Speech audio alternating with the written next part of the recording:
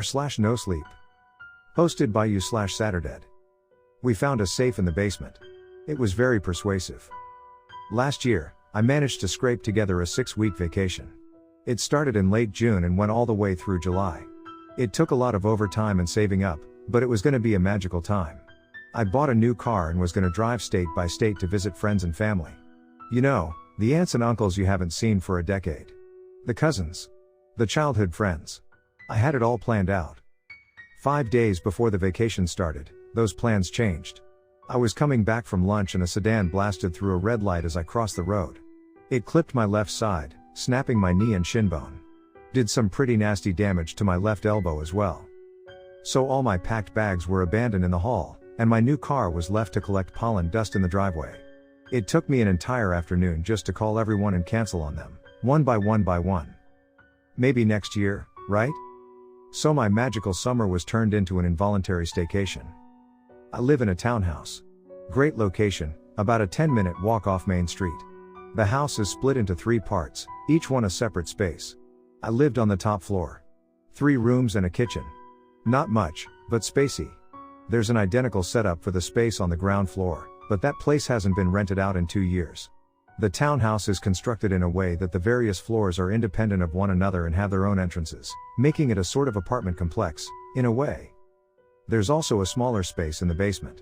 1 room, 1 kitchen, a bathroom. It was supposed to be used as a temporary space for the landlord's kid, but they found some serious water damage and had to do some work on it. They figured they might as well do some touch-up on the plumbing as well. All this work, of course, coincided with my staycation. So not only was I supposed to stay at home for weeks on end, but I also had to do so to the sound of constant machines. Jackhammers, concrete saws, cars going in and out of the driveway all day long. After just 1 day, I could tell exactly what sound came from what machine. We also have this security system. If the door has been closed more than 10 minutes, it locks up, and you have to input a code to get the warning beep to stop. That warning beep went off at least 2 times every hour. I could hear that goddamned beeping in my nightmares. I tried to make it work. I got some ear protectors and tried to stream some shows with subtitles, but I could still feel the shaking. Temperatures were just south of 100 degrees, but I couldn't open the windows, or the construction sound would just get amplified. So I was stuck inside, in complete and absolute misery, with nothing but this droning machine torture as company for weeks on end. All the while, I could see my packed bags waiting for me by the door with nowhere to go. I could barely move. With some effort I could make it to the bathroom, kitchen, and then back to bed. I had a friend of mine come by with some groceries about every 3rd day, but most of the time I was on my own. I would count the minutes until the repairmen clocked out.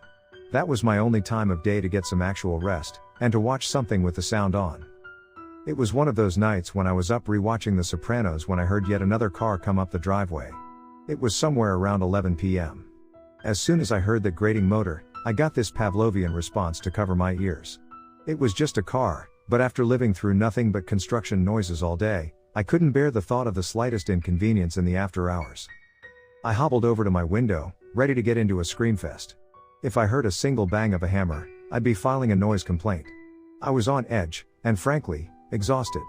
Just standing up, even with a cast, felt like having glass shuffled around inside my broken leg. And the itching. Gotta ignore the itching. But when I got to the window, I saw something I wasn't prepared for.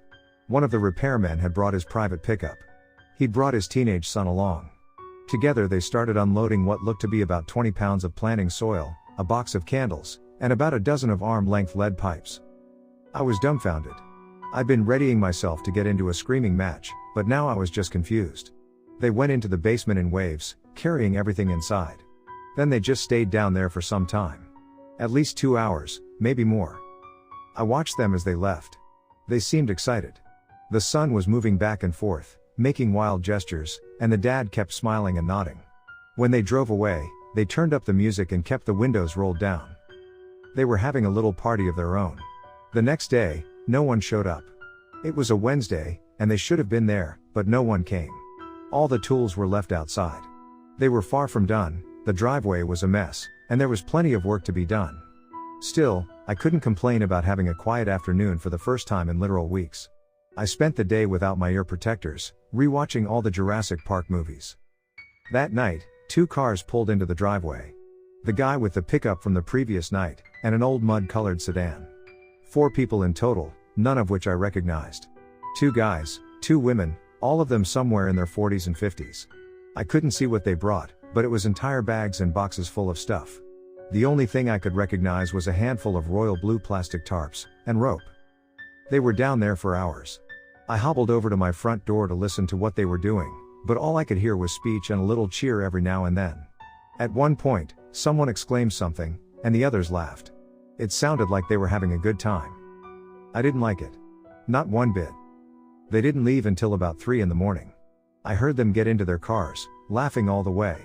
I was tired enough to almost fall asleep standing up at that point, but I decided to do something.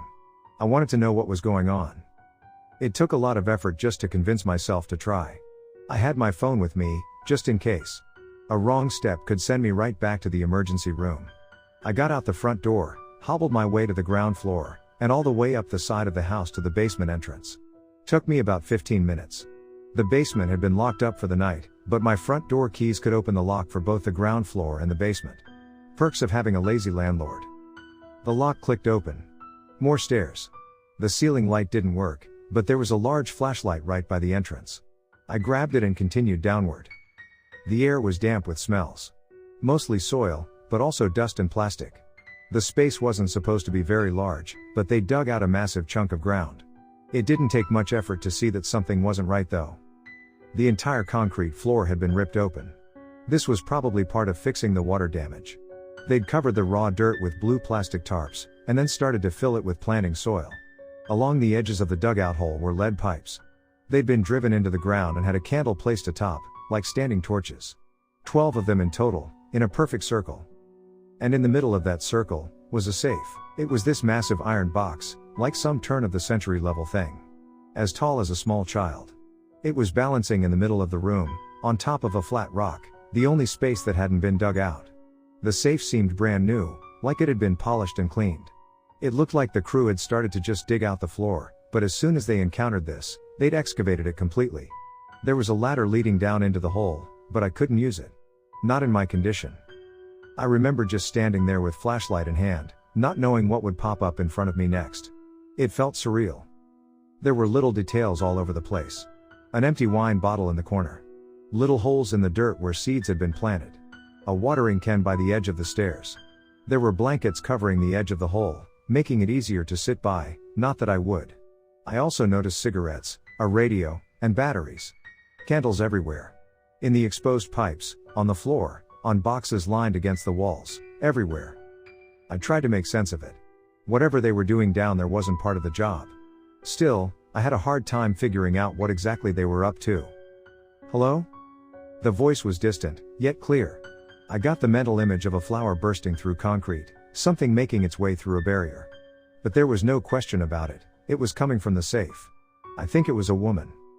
I'm sorry, are you new here? I leaned against one of the beams for support and fixed the flashlight on the safe. It was large, but not large enough to fit an adult woman. Unless she was crammed in there.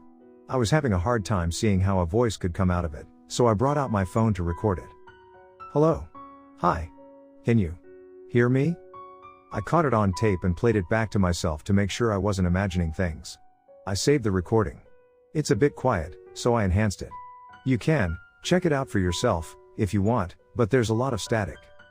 Finally, I decided to speak up. Yeah, I'm here, I said. I hear you. Oh, hi, it said. I'm sure this must all be a bit confusing. Concerning, yes, I said. Not sure what to make of it. I pulled out a wicker chair from the corner of the room and sat down. I placed the flashlight on a box, keeping it fixed on the safe. I'm sure it looks quite strange. But you're free to leave at any time. I would certainly hope so. Let's try this again, it said. I'm Angela. No need to tell me your name, I already know it. I've seen a lot of people come down here for the past few days, I said. It's strange. It's mostly harmless fun, Angela said. But yes, I can see how that might be alarming. Yeah, I nodded. Not a lot of people come by construction sites to hang out. Depends. If your favorite band were playing here, you might want to go. Sure, but they're not. They could be. I leaned forward, giving the strange safe another look. I couldn't see any markings. The numbered wheel on the front looked blank. I could show you, if you want, Angela said. But I need your consent. Your consent to what, exactly? To show you why people come to stay with me. But I don't want you to feel uncomfortable.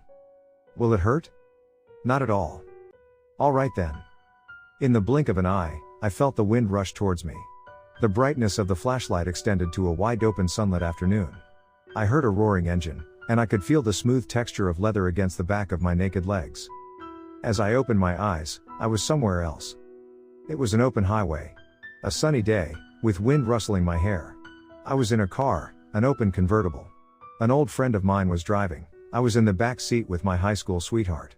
I could feel the condensation from an ice-cold bottle in my hand, and the warm wetness of a kiss on my cheek. A whiff of her intoxicating shampoo. This wasn't a memory. This was happening, right now. Mind if I turn up the bass? My friend called out. Don't want to listen to you make out all day. I immediately lost all reservations. I forgot about everything. I spent hours, maybe an entire day, just hanging out with my old friends. I was younger, stronger, happier. Not a care in the world. Money in my pocket, a pep in my step, not a single cloud on an open sky. It wasn't just pleasant, it was beautiful. Heavenly. We had drinks and dinner at a great barbecue place. Found a neat motel just as we thought about calling it quits for the night. Every sensation filled me with joy. Warm kisses, cold drinks, a hug from an old friend. It bolstered me, strengthened me. Then, it faded away.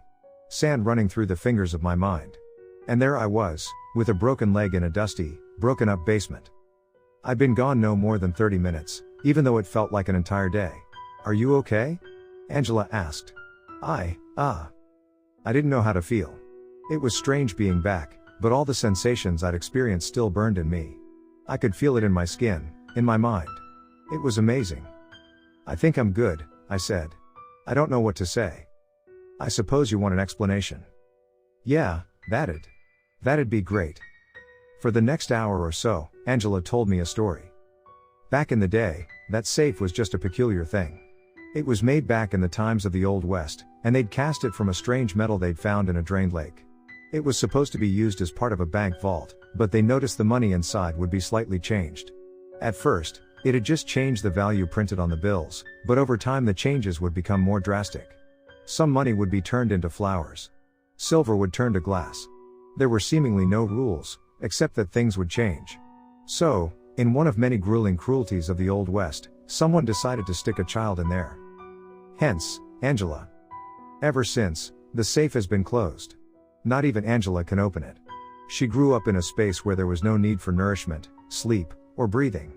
All she knew was the darkness of that alien box, keeping her in some kind of suspended animation. I've dreamt about the outside, she said. I've dreamt about it for so long. Can't we just let you out? It won't open. It can't. And even if it did, I'm pretty sure that'd kill me.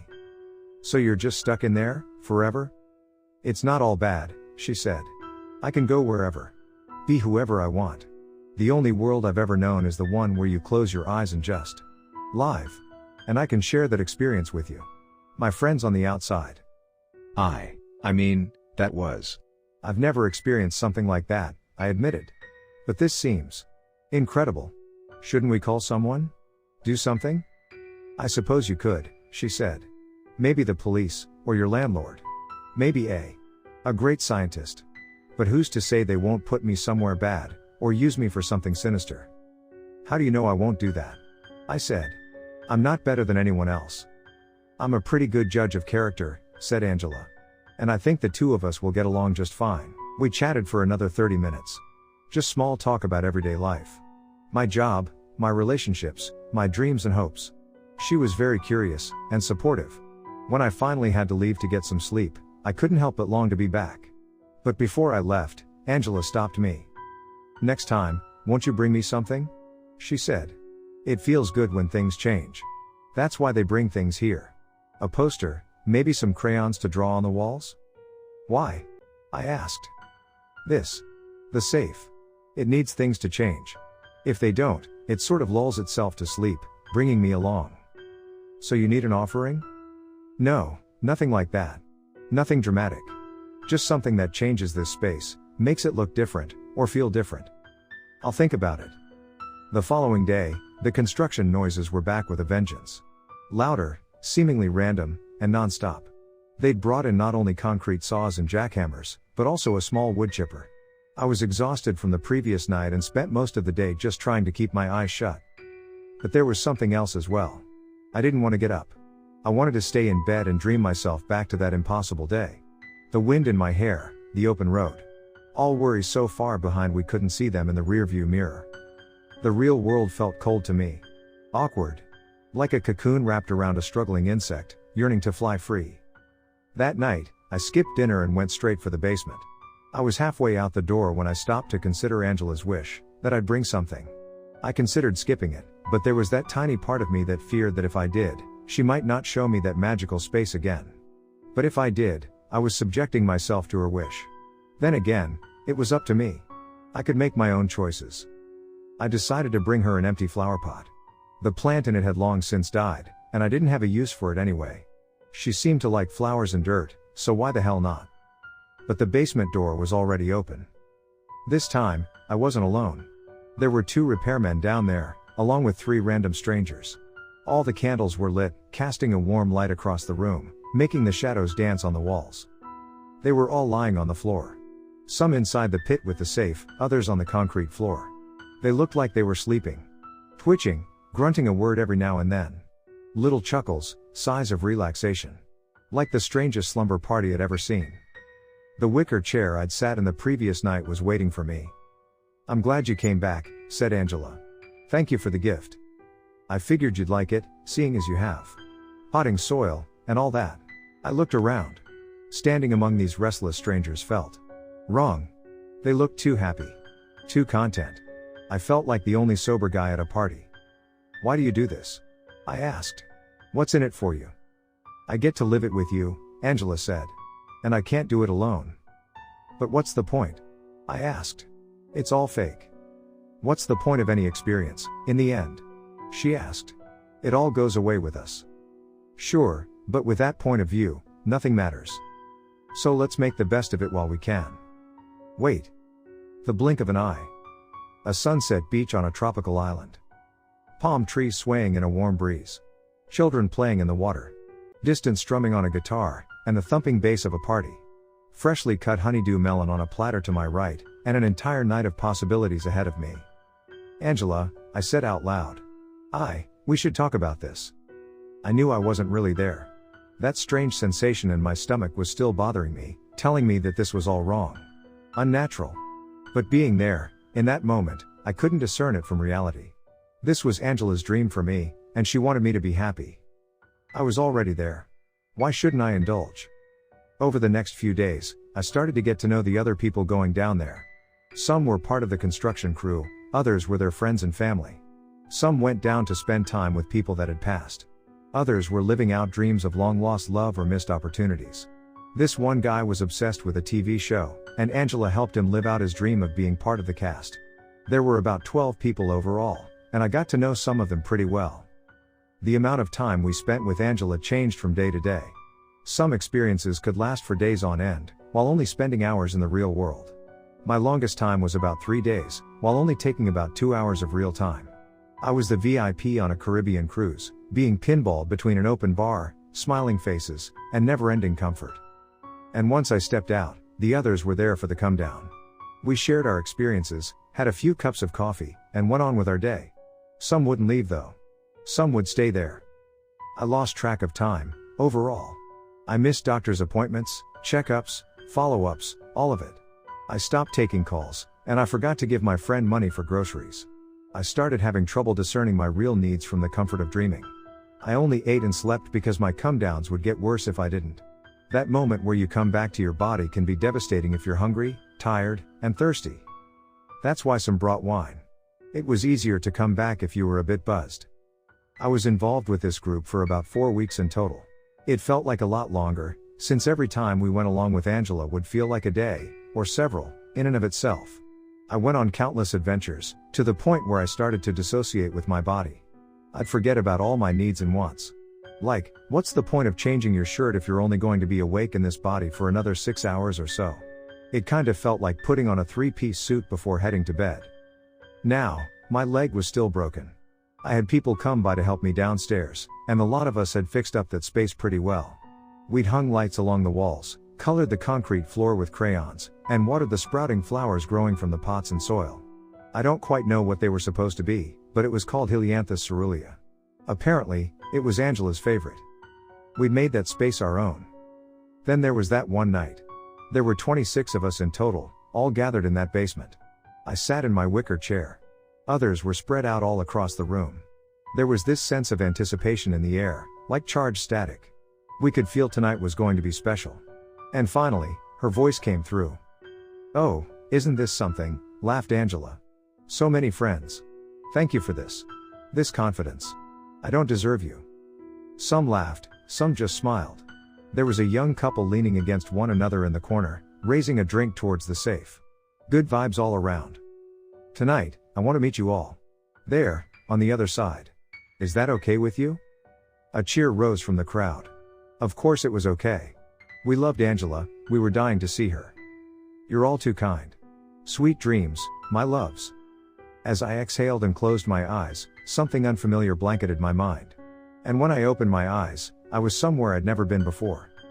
I was looking down at my naked feet, buried into black sand. My legs were glazed with the light from a red sun setting over a white horizon. A dark, endless ocean spread out in front of me. The others were there as well. Some looked younger, or healthier, but we were all there. Our best selves, relieved of worry and pain. "It's different," someone said. "We're really here. We're all really here." Some cheered. A couple of girls were dancing by the water. The young couple was making out, rolling around in the sand. I just stood there, taking in the magnificent view. Closing my eyes, my real life felt like the dream.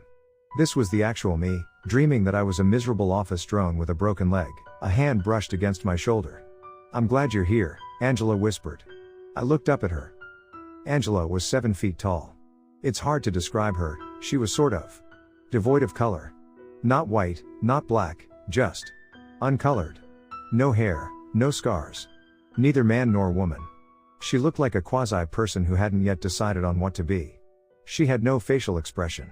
Her eyes had no color. And the strangest detail was her hands, she had no fingernails. I could imagine her looking down on me with benevolence, but at that moment, there was nothing. No matter what I imagined, I could tell there was nothing there. She gave me a pat on the back and turned to the others. "Tonight, you don't have to leave," she said. "You can stay as long as you want. You can go wherever you want. You can go together, alone, or as a group. There are no restrictions.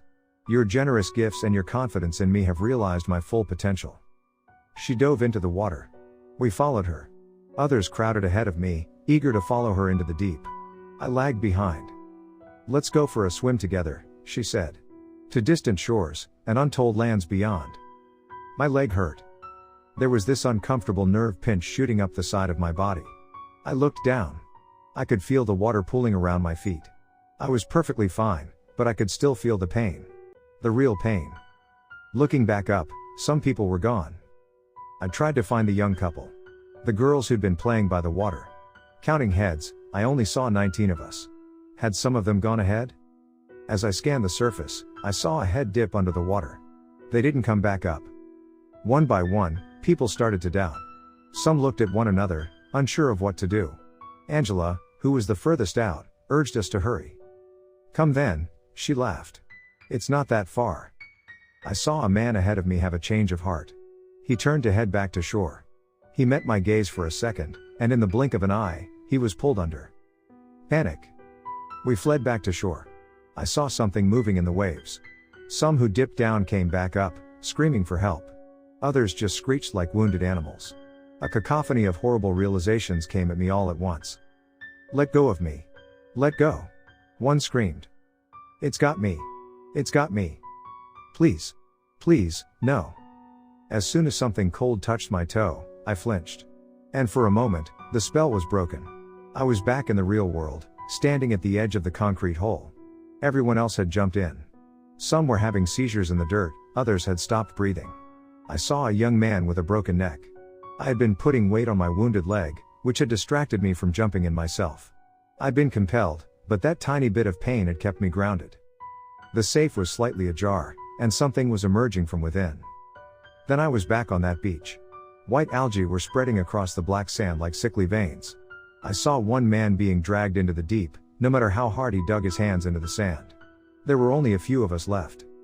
"Just a little further," said Angela. "You're almost there." Her voice boomed across the horizon. I tried to run, but I couldn't, my leg hurt too much. But I clung to that pain. I let it radiate through me. I listened to it, and I let it pull me back to what was actually happening. Reality. That spiking ache enveloped me, and I opened my tired eyes. Something let go of my arm as I pulled my way back from the edge of the hole. There were only a handful of bodies left. A colorless arm emerged from the safe, grabbing a middle-aged man by the leg. It started pulling him back. "It's not too late," said Angela, her voice much clearer now. "You can still come with us." "What the fuck are you doing to these people?" I asked. "What is this?" "They're coming with me," she said. "We're going away." "You're killing them. You're killing us. With your consent." The body of the middle-aged man snapped and twitched as it was forced into the safe. It reminded me of a snake with an unhinged jaw, devouring its prey whole. Something grabbed my healthy leg and pulled me forward. I tumbled into the pit, right next to the safe. From there, in that angle, it looked enormous. My heart pounded, trying to leap out of my chest. This wasn't a well-meaning dream fairy. This was a goddamn predator. I don't want this." "You said you did." "You don't have my consent." "I say no." "No." "You don't want this?" "No. I want to go. Right now." "I'll." There was a moment of consideration. The safe was left slightly ajar. Angela took a deep breath. "I'll make you want this. The next part is hard to talk about." In the blink of an eye, I was in a scorching desert. I was chased by rabid beasts, longing to rip me apart. They seemed to get closer and closer the faster I ran, and the sand dunes went higher and higher. Sweat stung my eyes, and my lungs were aching from exhaustion. In a way, I knew I could give up. I could give in. I could take Angela's hand and walk peacefully into the unknown, but the beasts caught up to me, and mouthful by bloody mouthful, they started tearing me apart, leaving my body broken and exposed in the sand. My throat struggling to breathe, I could feel myself slipping in and out of consciousness. "Tell me when you're ready to go," Angela whispered, brushing my hair. "Just take my hand." I wanted to, but I could still feel my broken leg. This wasn't real. Over what felt like weeks, maybe months, I was tortured. I was shot, drowned, eaten, burned, dismembered. All of it. The worst was when she put me someplace where I knew it'd happen eventually, but not immediately. Or when it could happen at any time, but I didn't know when. I had everything I loved destroyed in front of me. Every dream turned nightmare. I was back in that car, with the wind rushing through my hair, and my high school sweetheart punctured my eyes with her teeth. I was eaten alive by family and friends. I was buried alive, hearing people dance on my grave through rotting ears. All my screams went unheard, and all my tears meant nothing. This would never end. This would never stop. A never-ending parade of misery, and no matter how much I screamed, cried, or begged, it didn't matter. I had to submit. I had to give her my consent. I had to, or this would keep going. But I held on to my pain. The real pain. I knew that somewhere out there was the actual world. With real horrors, and real experiences. Where dreams were just dreams. At some point, I woke up in an ambulance. An oxygen mask chafing against my nose. I could smell blood. I couldn't move my arms, and there was a strange tingle in my fingertips. A deafening siren pounding my ears. "He's coming too." Someone called out. "Sir? Sir?" I remember looking into the eyes of a young man standing next to me. He was trying to check my pulse. "My leg," I said. "It hurts. It really, really hurts." And it did. It really did hurt, for real. One of the other contractors had been wondering what was going on. People had stopped answering his calls. He'd come around to check on the place, only to find me, alone, unconscious in the basement. He'd called an ambulance. Apparently, he didn't stay long enough to listen to Angela, or maybe she was busy talking to me. They pulled me out and took me to the hospital. I fell in and out of consciousness all the way through. Meanwhile, repairs resumed. The first thing they did was fill in the floor. No one told me what happened to the safe. As it turns out, I was in Angela's world for 3 actual days. There were some inquiries about people going missing, but apparently it isn't as uncommon as one would think. My episode was attributed to an overdose on painkillers. The others, well, there wasn't one single explanation. I tried talking to people about it, but it was hard to make them listen. I'm writing this to remind myself that what I experienced was real. I can't talk to anyone about it, since anyone involved is, well, gone. I've since moved to an apartment instead, and my leg is all better. And the further I get from that day, that summer, the more it feels like an impossibility. But I know it happened. I know it did. I think what saved me in the end was getting away from that place. But still, in my heart of hearts, I have to admit, I want to go back. Maybe if I'd followed her, everything would have been okay.